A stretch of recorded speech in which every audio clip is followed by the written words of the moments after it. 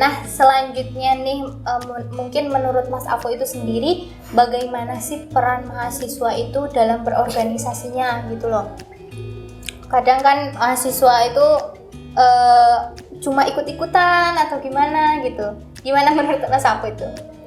Ya, sejauh yang saya alami dan yang saya amati juga penting ya bahwasanya mahasiswa itu untuk berorganisasi gitu. Entah itu nanti organisasinya di bidang apapun gitu ya, tidak harus satu bidang tertentu gitu. Jadi ya terserah mereka ingin mengembangkan diri mereka gimana gitu. Karena organisasi itu tadi semacam wadah teman-teman untuk kemudian meningkatkan baik itu secara skill, keterampilan, baik itu soft skill atau hard skill, juga meningkatkan knowledge atau pengetahuan mereka gitu. Bahwasanya ya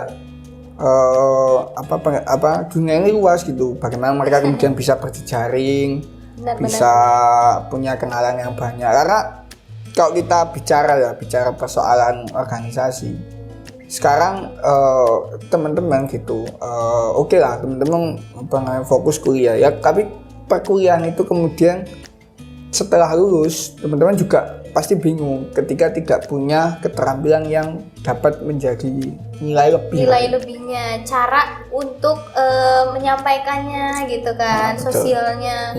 Nah berarti itu maksudnya ke hard skillnya ya, hard skill. Kalau di kuliah itu soft skill, kalau di luar perkuliahan itu hard skill gitu kan. Ya baik soft skill atau hard skill itu penting juga buat teman-teman untuk dilakukan gitu. Tapi problemnya tadi sekarang ya kita mau bicara fakta gitu. Berapa banyak lulusan yang meluluskan atau mengeluarkan perguruan tingginya mengeluarkan sarjana pendidikan? Sangat banyak sekali toh.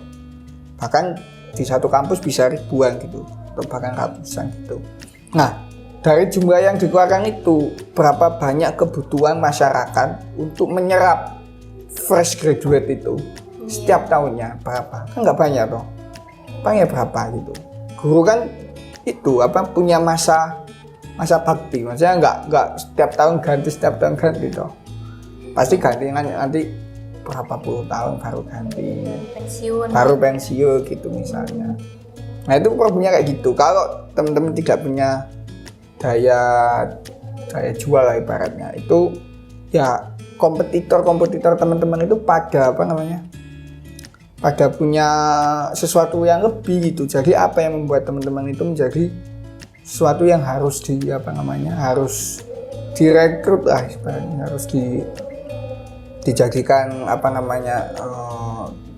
dijadikan tempat untuk bekerjanya teman-teman di sana gitu. Makanya harus ada nilai lebih. Nah, nilai lebih itu didapatkan dari organisasi.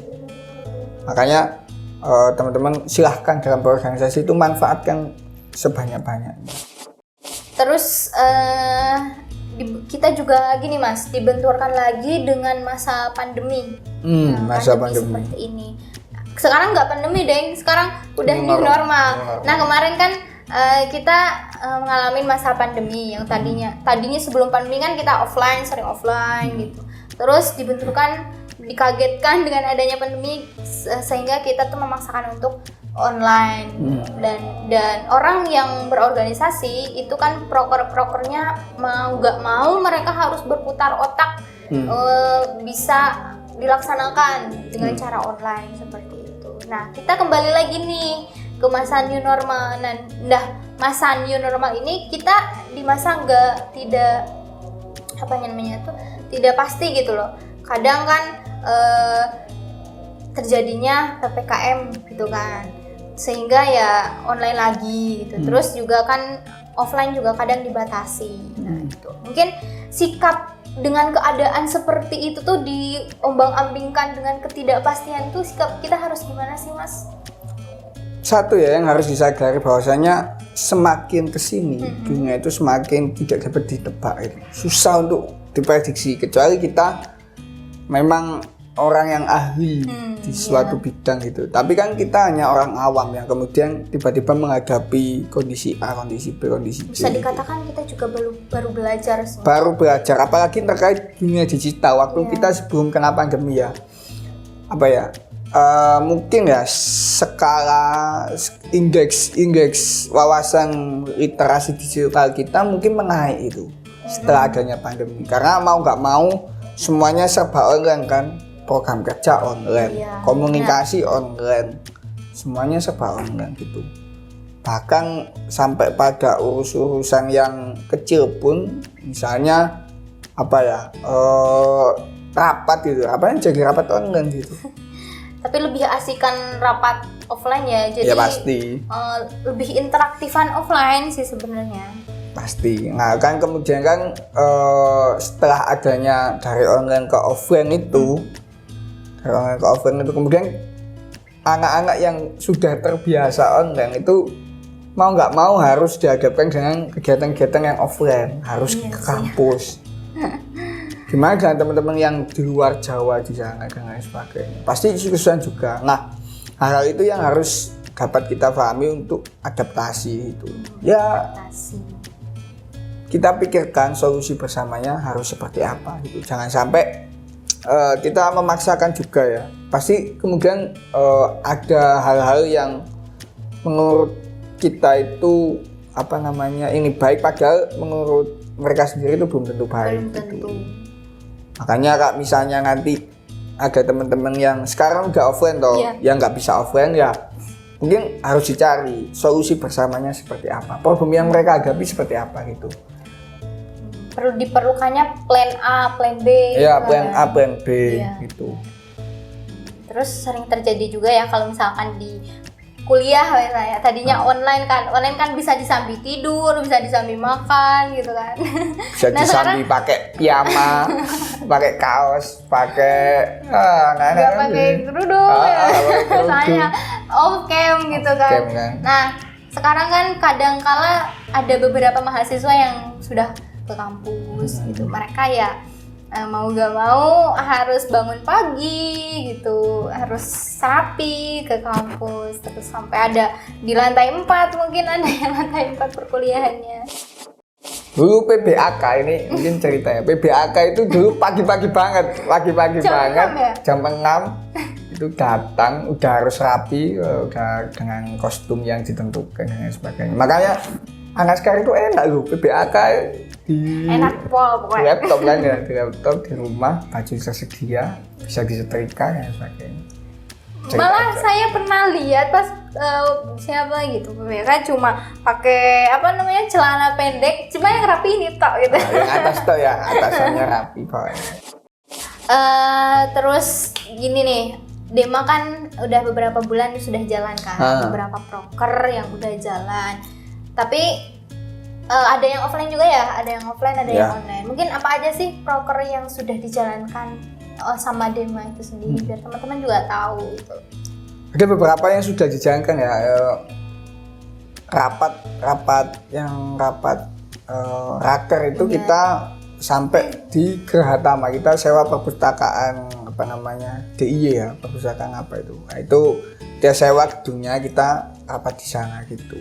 Terus habis itu kita juga sudah mengadakan webinar organisasi dan juga beberapa kegiatan yang mungkin menunjang bagi teman-teman secara digital. Itu ada info beasiswa, info terkait digital, terkait font kemarin ya nggak media. Terus habis itu info terkait call of paper, siapa tahu teman-teman mau nulis dan juga mau menerbitkan artikelnya di sana gitu, dan mungkin info yang lain gitu ya, yang penting untuk mereka, info lomba, info event ya gitu, itu yang sudah dilakukan oleh jadi teman-teman selalu kalau misal mau tahu lebih terkait apa saja sih yang ada di Dema, terus prokernya yang sudah dijalankan bisa cek di IG-nya juga ya.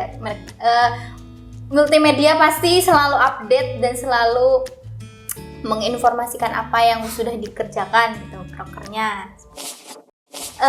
terkait tadi proker juga pasti ada sebuah kendala gitu kan. Lebih baik dianggap kendala apa tantangan sih Mas? Menurut Mas?